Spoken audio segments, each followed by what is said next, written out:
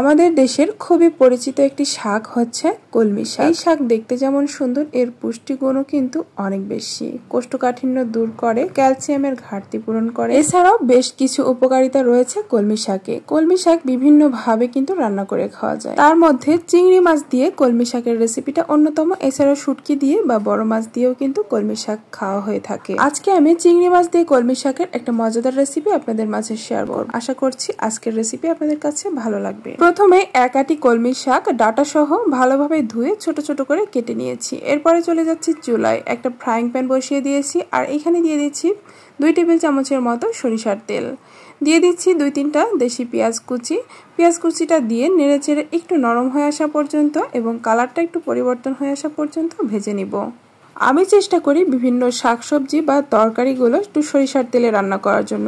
এছাড়াও আপনি চাইলে কিন্তু সয়াবিন তেল বা অলিভ অয়েল দিয়ে রান্না করতে পারেন। অলিভ অয়েল দিয়ে রান্না করলে সবথেকে বেশি ভালো হয়। পেঁয়াজটা ভাজা হয়ে গেছে, এই পর্যায়ে 1 চা চামচ করে আদা বাটা ও রসুন বাটা দিয়ে দিচ্ছি। আদা রসুন বাটার সাথে একটু পানি দিয়ে মিক্স করে দিয়ে দিয়েছি আর আমি আবারও একটু পানি দিয়ে দিব যাতে মশলাগুলো ছিটে না আসে এবং পুড়ে না যায়। পানিটা দিয়ে একটু নেড়ে চেড়ে এখানে গুঁড়া মশলাগুলো দিয়ে দিব। দিয়ে দিচ্ছি স্বাদ মতো লবণ, হলুদের গুঁড়া, লাল মরিচের গুঁড়া, ঝালটা আপনার পছন্দ অনুযায়ী দিবেন। কাঁচামরিচও দেওয়া হবে এখানে।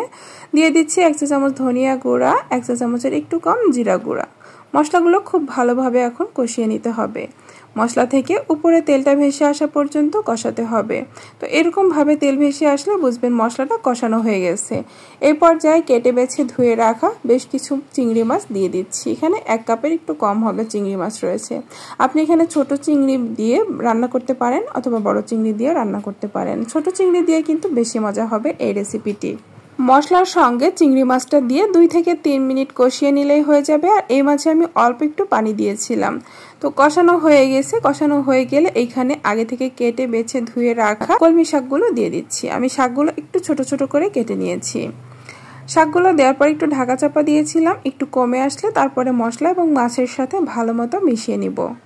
আমি কিন্তু এখানে কলমি শাকের ডাটাও নিয়েছি। যতটুকু নরম নেওয়া যায় ততটুকু সবটাই নিয়েছি আর ছোট ছোট করে কেটে নিয়েছি। এটা যার যার পছন্দ অনুযায়ী। আপনি চাইলে লম্বা লম্বা করেও কেটে নিতে পারেন শাকগুলোকে। তো এরপরে মশলার সাথে খুব ভালোভাবে মিক্স করে নিচ্ছি আর এভাবে করে কিছুক্ষণ ভেজে নিব। ভেজে নেওয়ার পরে এখানে দিয়ে দিচ্ছি স্বাদমতো কাঁচামরিচ। কাঁচামরিচগুলো আমি মাঝখান দিয়ে কেটে নিয়েছি একটু লম্বা লম্বিভাবে।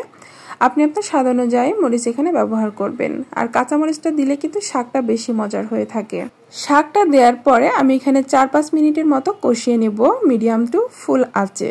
কষানো হয়ে গেলে এখানে আমি অল্প কিছু অর্থাৎ 1/2 কাপের মতো পানি দিয়ে দিচ্ছি। এতে করে শাকগুলো যাতে খুব সুন্দর করে সফট হয়ে সিদ্ধ হয় এই জন্য পানিটা দিয়ে দিলাম। আর এখানে আমি খুব বেশি ঝোল রাখবো না, একটু মাখা মাখা বা নরম নরম করে শাকটা রান্না করব। বেশ কিছুক্ষণ ঢাকনা দিয়েছিলাম, এর মাঝে কিন্তু আমি নেড়েচেড়েও দিয়েছি। তো দেখুন এই পর্যায়ে দেখিয়ে বোঝা যাচ্ছে শাকগুলো পর্যাপ্ত পরিমাণে সিদ্ধ হয়ে গেছে। এরপরে নেড়েচেড়ে শাকগুলোকে একটু ম্যাশ করে দিব যাতে একটু নরম নরম হয় রেসিপিটি। আপনি চাইলে কিন্তু না গলিয়েও রাখতে পারেন আপনার পছন্দ অনুযায়ী। আর আমি এখানে শুধু কলমি শাকটাই ব্যবহার করেছি ডাটা সহ। আপনি চাইলে কিন্তু এখানে আলুও দিতে পারেন, তবে আলুটা আমি এখন একটু কম খাচ্ছি যার কারণে আলুটা দেইনি। তবে আলু দিলে কিন্তু টেস্টটা বেশি হয়। তাই আপনাদের যাদের আলু খেতে সমস্যা নেই তারা কিন্তু এখানে একটু আলু কুচি করে অ্যাড করতে পারেন। তো একটু লবণ কম কম মনে হলো তাই সামান্য একটু লবণ দিয়ে দিচ্ছি আর দিয়ে দিচ্ছি ভাজা ধনিয়া জিরার গুঁড়া।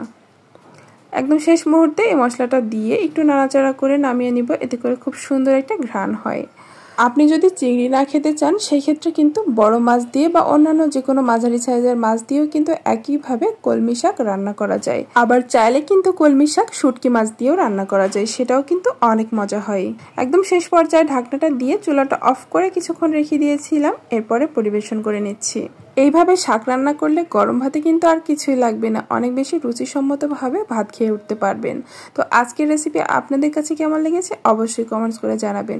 যদি ভালো লেগে থাকে একটি লাইক দিবেন আর চাইলে প্রিয়জনদের মাঝে ভিডিওটি শেয়ার করে রাখতে পারেন। আর যারা আমার চ্যানেলটি সাবস্ক্রাইব করেননি প্লিজ সাবস্ক্রাইব করে পাশে থাকবেন। আসসালামু আলাইকুম।